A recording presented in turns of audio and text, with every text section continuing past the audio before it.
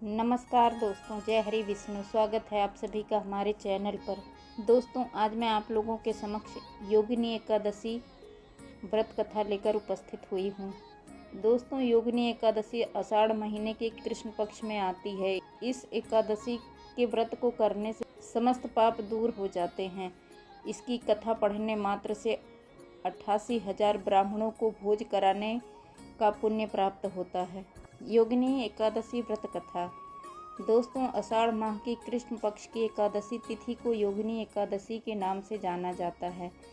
शास्त्रों में साल भर की 24 एकादशियों का अलग अलग महत्व बताया गया है। योगिनी एकादशी को लेकर कहा जाता है कि ये एकादशी व्यक्ति के सभी पापों को समाप्त करती है।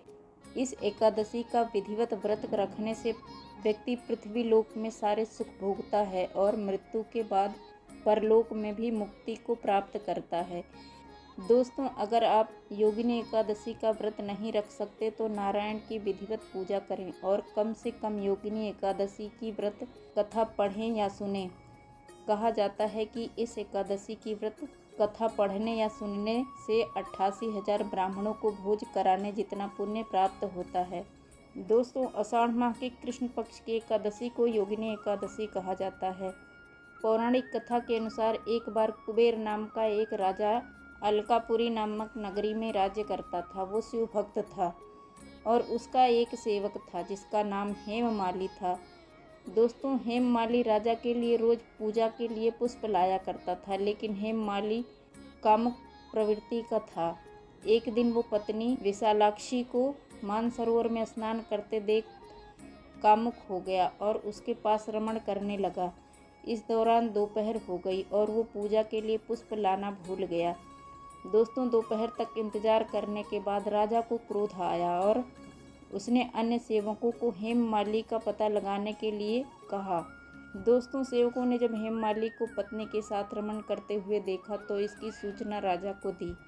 दोस्तों, इसके बाद राजा ने उसे उपस्थित होने की आज्ञा दी। जब हेममाली राजा के सामने उपस्थित हुआ तो राजा ने उसे श्राप दे दिया कि तूने काम वासना के चलते मेरे शिव जी का अपमान किया है।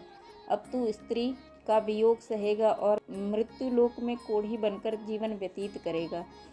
कुबेर के प्रभाव से हेममाली का जीवन नरक बन गया। काफ़ी समय तक कष्ट भोगते भोगते एक दिन वो मार्कंडेय ऋषि के आश्रम जा पहुंचा। दोस्तों, हेममाली ने उन्हें प्रणाम करके उनके चरणों में गिर पड़ा। तब मार्कंडेय ऋषि ने उससे पूछा कि आखिर तुमने ऐसा क्या किया है जो तुम्हें ये कष्ट भोगना पड़ रहा है।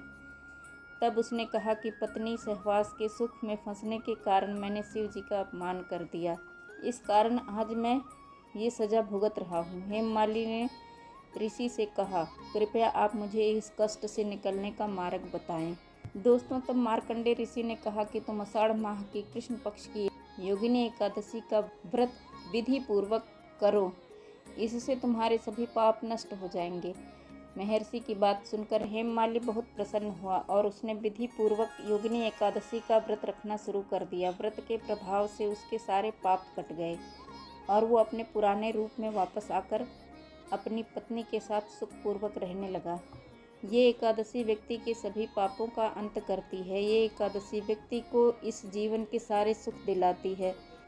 दोस्तों, जो मनुष्य योगिनी एकादशी का व्रत करता है उसके सारे पाप नष्ट हो जाते हैं और मनुष्य को अंत में मोक्ष की प्राप्ति होती है। दोस्तों, कथा अच्छी लगी हो तो लाइक करें, चैनल को सब्सक्राइब जरूर करें। धन्यवाद दोस्तों। जय हरि विष्णु।